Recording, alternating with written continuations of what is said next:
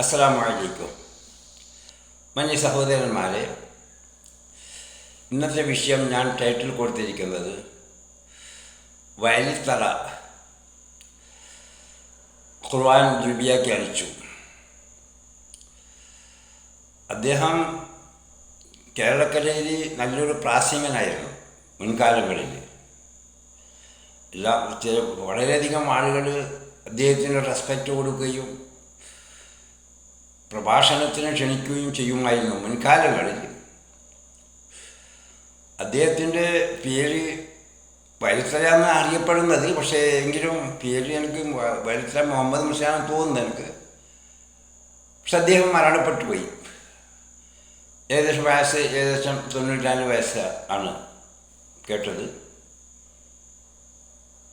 അപ്പം നമുക്കൊന്ന് അദ്ദേഹത്തിൻ്റെ ആദ്യമായിട്ട് നമുക്ക് ഒന്ന് സംസാരം തന്നെ കേൾക്കാം. അതാണ് പിന്നീട് നമുക്ക് ഇൻഷാ അല്ലാഹ് വിശദീകരണത്തിലേക്ക് പോകാം. ഒന്ന് നിങ്ങൾക്ക് വിട്ടുകൊള്ളുക. പരിശുദ്ധ ഖുർആനിലെ ഇതെല്ലാം ولو أنهم ظلموا أنفسهم جاءوك فاستغفروا الله واستغفر لهم الرسول لوجدوا الله توابا رحيما. ولو أنهم ظلموا أنفسهم ആരെങ്കിലും അവരവരുടെ ശരീരത്തോട് ദുൽമ ചെയ്തിട്ടുണ്ട്, അവർ അങ്ങനെ ചെയ്തിട്ടുണ്ടെങ്കിൽ അവർ വരട്ടെ. ജാവൂക്ക, അങ്ങനെ ഒരിക്കലും അവർ വരട്ടെ, എന്നിട്ട് അവർ അല്ലാഹുവിനോട് മാപ്പപേക്ഷിക്കട്ടെ. വസ്തഗ്ഫറ ലഹുമുർ റസൂലു, റസൂൽ അവർക്ക് വേണ്ടി ശുപാർശ ചെയ്യുകയും ചെയ്യട്ടെ. എന്നാൽ ലവജദുല്ലാഹ തവ്വാബർ റഹീമാ, അല്ലാഹു തആല തൗബ സ്വീകരിക്കുന്നവനായിട്ടെത്തിക്കും. ഇപ്പൊ തെറ്റ് ചെയ്താൽ 2-3 ഷർത്ത് അവിടെ പറഞ്ഞിട്ടുണ്ട് തൗബ സ്വീകരിക്കാൻ. ഒന്ന്, തങ്ങൾ അടുത്ത് ചെല്ലുക തന്നെ വേണം. തങ്ങൾ അടുത്ത് ചെല്ലട്ടെ, എന്നിട്ട് ഇവർ തങ്ങളുടെ മുമ്പിൽ വെച്ച് അല്ലാഹുവിനോട് അപേക്ഷിക്കട്ടെ, തങ്ങൾ അവർക്ക് വേണ്ടി ഒരു ശുപാർശ ചെയ്യട്ടെ. എന്നാൽ ലവജദുല്ലാഹ തവ്വാബർ റഹീമാ. ഇത് ജീവിച്ചിരിക്കുമ്പോഴല്ലേ നടക്കത്തുള്ളൂ. ഇപ്പൊ എങ്ങനെ നടക്കുമെന്ന് ആരെങ്കിലും പറഞ്ഞാൽ മൻസാറനീ ബഅദ മൗതിഹി ഫകഅന്നമാ സാറനീ ഫീ ഹയാതീ, എന്റെ ഹയാത്ത് കാലത്ത് എന്നെ സിയാറത്ത് ചെയ്യുന്നത് പോലെ തന്നെയാണ് എന്റെ മരണത്തിന് ശേഷവും എന്നെ സിയാറത്ത് ചെയ്യുന്നത്. മനസ്സിലായില്ല? അപ്പൊ തങ്ങൾ ഇപ്പോൾ നമ്മൾ തങ്ങളുടെ ഖബറിലെടുത്ത് ചെന്ന് അപേക്ഷിക്കുക, ഖബറിലെടുത്ത് ചെന്ന് പടച്ചവനോട് തേടുക, തങ്ങൾ നബിയെ ഞങ്ങൾക്ക് വേണ്ടി ശുപാർശ ചെയ്യണമെന്ന് പറയുക. അപ്പോഴും കാര്യം വെക്കും.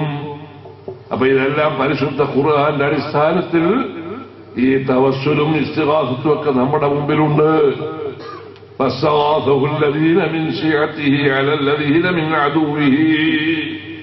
ഇസ്തിഗാസത്ത് തവസ്സുലിനേക്കാൾ എളുപ്പമാണെന്ന് എന്റെ കാഴ്ചപ്പാട്. അത് മനസ്സിലായില്ലേ? തവസ്സുല് ഇസ്തിഗാസത്ത് എന്ന് പറഞ്ഞാൽ നേരിട്ട് സഹായിക്കണമെന്ന് പറയുന്നതാ. അതെ, നിങ്ങൾ കേട്ടുവല്ലോ വയലിത്തറയുടെ സംസാരങ്ങൾ. എന്താണ് അദ്ദേഹം സംസാരിച്ചിരിക്കുന്നത്? സൂറത്ത് നിസായിലെ 64 നമ്പർ ആയത്താണ് ഓതിയിരിക്കുന്നത് വ്യാഖ്യാനിക്കാൻ വേണ്ടിയിട്ട്. കേരളക്കരയിലെ പല മുസ്ലിയാക്കന്മാരും ഞാൻ സാധാരണ സംസാരിച്ച് വരുന്ന കാര്യങ്ങളാണ്. ഖുർആൻ ഉപയോഗപ്പെടുത്തുന്നത് മറ്റ് അള്ളാഹുവിനെ മാത്രം ആരാധിക്കാനോ അവനെ മാത്രം വിളിച്ച് പ്രാർത്ഥിക്കാനും അല്ല, ദുർവ്യാഖ്യാനത്തിന് വേണ്ടിയിട്ടാണ് ഖുർആൻ കേരളക്കരയിലെ മുസ്ലിയാക്കന്മാരൊക്കെ ഉപയോഗപ്പെടുത്തുന്നത്. ഞാൻ സാധാരണ പറയുന്ന വിഷയമാണ്. അപ്പം അതേ നിലപാടാണ് ഇപ്പം നമ്മുടെ ഈ ഇത്ര വലിയൊരു പ്രാസംഗികനായ ഈ വയലിത്തറ എന്ന് പറയുന്ന അദ്ദേഹവും ദുർവ്യാഖ്യാനിച്ചത്. സൂറത്തുൽ നിസായിലെ 64 നമ്പർ. അപ്പം മറ്റു പല ആയത്തുകൾ സൂറത്ത് മാഇദ 55 നമ്പർ, സൂറത്ത് മാഇദ 35 നമ്പർ,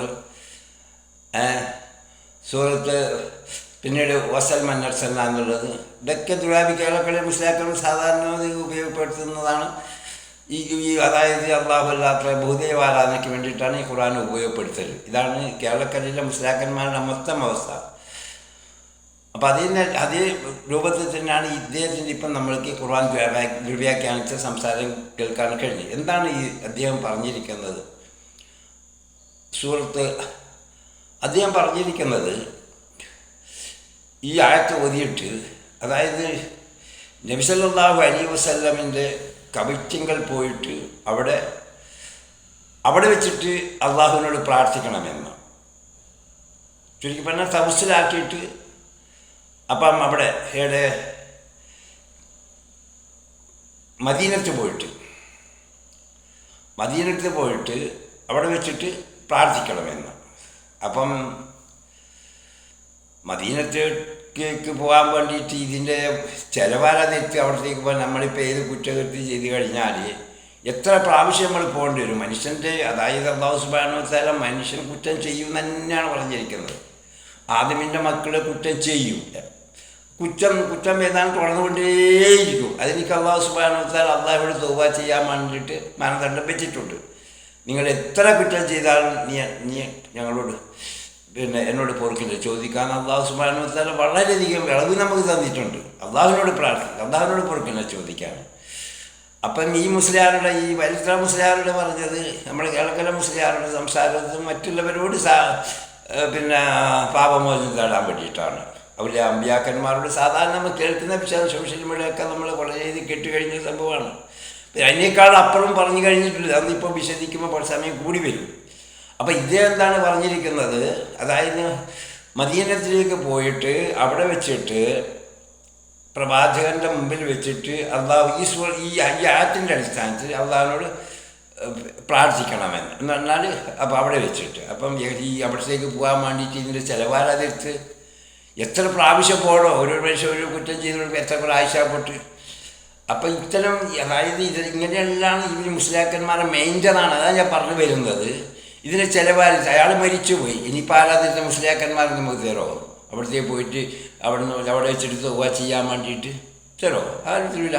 അപ്പം ചുരുക്കി പറഞ്ഞാൽ, അതായത് ഇവർക്ക് ദുർവ്യാഖ്യാനിച്ചുകൊണ്ട് ഇസ്തിഹാസ നടത്താൻ മൺമറഞ്ഞ മഹാക്കന്മാർ, അതായത് അമ്പ്യാവുലിയാക്കന്മാരോട് സഹായം തേടാം എന്നുള്ള നിലപാടിലേക്കാണ് ഇദ്ദേഹം എത്തുന്നത്. ഇസ്തിഹാസ നടത്താം എന്നുള്ളതിനാണ്.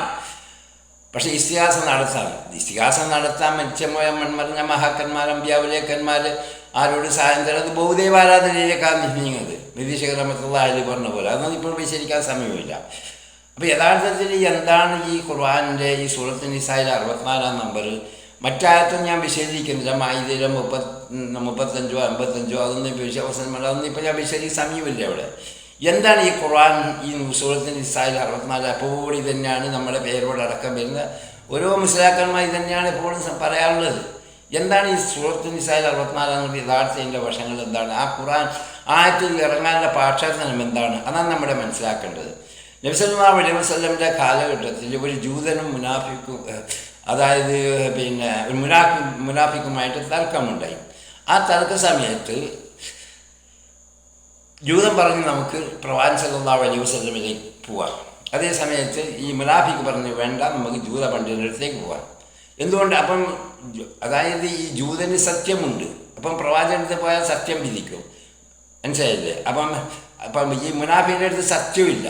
അപ്പം അതിൻ്റെ പേരിലാണ് ജൂത പണ്ഡിതടുത്തേക്ക് പോയത്. ഈ ജൂത പണ്ഡിതടുത്തേക്ക് പോയ സന്ദർഭങ്ങളിൽ ഇത് നബി സല്ലല്ലാഹു അലൈഹി വസല്ലം അറിഞ്ഞു. താവൂത്തിൻ്റെ അടുത്തേക്കാണ് ഇപ്പോൾ താവൂത്ത് എന്ന് പറയുക അവിടെ. അപ്പോൾ അവിടത്തേക്ക് അപ്പോൾ ഇത് പ്രവാചകൻ അറിഞ്ഞപ്പോൾ ഇതിൽ മനക്ലേശം ഉണ്ടായി. ഞാൻ ഇല്ലിരിക്കുക വിധി തേടാൻ വേണ്ടിയിട്ട്. അത് മുസ്ലിമാണല്ലോ ഈ പോകുന്നത്. ആൾ മുനാഫിക്കാണ് ഒരു മുസ്ലിം, പക്ഷേ അറിയപ്പെടുന്ന മുസ്ലിമാണല്ലോ. ഉള്ളിലുള്ള പ്രശ്നം അവർക്കില്ല, അത് എന്താണ് ഇതാണെന്നുള്ളത്. അപ്പം അത് വലിയ ക്ലേശമുണ്ട്. അതാണ് പറഞ്ഞത്, വലവന്നൗമിൻ തലമു അംഫുസഹും ജാഊക ഫസ്തഗ്ഫിറുല്ലാഹ വസ്തഗ്ഫറ ലഹുർ റസൂലു ലവജദുല്ലാഹ തവ്വാബർ റഹീമ. അവരവൻ നഫ്സിനോട് ദുൽം ചെയ്യുകയും കേണപേക്ഷിച്ചു, അതായത് തെറ്റ് മനുഷ്യൻ ചെയ്തു വന്നാൽ അവനവൻ നഫ്സിനോട് ദുൽം ചെയ്യും കേണപേക്ഷിച്ചുകൊണ്ട് നബി സല്ലല്ലാഹു അലൈഹി വസല്ലമയുടെ സന്നിധിയിൽ വരികയും എന്നിട്ട് അള്ളാഹുവിനോട്, പ്രവാചകന് മുമ്പിൽ അവിടെ ഉണ്ട്, അള്ളാഹുവിൻ്റെ റസൂലിനോട് എല്ലാം പ്രാർത്ഥിക്കാൻ അള്ളാഹു കൽപ്പിക്കുന്നത്. എന്നിട്ട് അവിടെ മുമ്പിൽ ഇരുന്നിട്ട് എന്താണ് അള്ളാഹുവിനോട് പ്രാർത്ഥിക്കുക. പ്രവാചകൻ പൊറുക്കാൻ വേണ്ടിയിട്ട് അള്ളാഹുവിനോട് പ്രാർത്ഥിക്കും. അള്ളാഹു ഗഫൂറായി. ഇതാണ് ആ യഥാർത്ഥത്തിൻ്റെ വശങ്ങൾ. ആ ആയത്തിറങ്ങാനുള്ള ഒരു ആയത്തുകൾ ഇറങ്ങുമ്പോൾ ഇതിൻ്റെ പാഠാന്തരം ഉണ്ടാവും, മനസ്സിലായില്ലേ? അപ്പം ഇതാണ് ഇതിലെ നിലപാട് വരുന്നത്. അപ്പം എന്ന് പറയുമ്പോൾ ഈ അപ്പം അപ്പം നമുക്ക് ഈ ഖുർആൻ്റെ യഥാർത്ഥ വശങ്ങൾ ഇതാണ്. അപ്പം ഈ അർത്ഥം ഇതാണ്. അപ്പം ഇതാണ് നമുക്ക് മനസ്സിലാണ്. ഇതിനാണ് കൊണ്ടുപോയിട്ട് എല്ലാവരും ദുർവ്യാഖ്യാനിക്കുന്നത്. അത് ഇൻഷാ അല്ലാഹ് ഞാൻ സംസാരം നീട്ടുന്നില്ല. അല്ലാഹു സുബ്ഹാനഹു വ തആല നമുക്ക് ഏവർക്കും ലോകജനതയ്ക്ക് സത്യം മനസ്സിലാക്കാൻ തൗഫീഖ് തരട്ടെ എന്ന് പറഞ്ഞു ഞാൻ നിർത്തുന്നു. അസ്സലാമു അലൈക്കും.